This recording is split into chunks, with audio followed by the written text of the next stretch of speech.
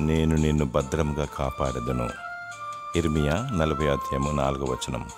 నీతిమంతులకు, నిజాయితీపరులకు, యథార్థవంతులకు, నిస్వార్థపరులకు, మంచి మనసున్న దేవుని బిడ్డలకు దేవుని కాపుదల ఎల్లవేళలా ఉంటుంది.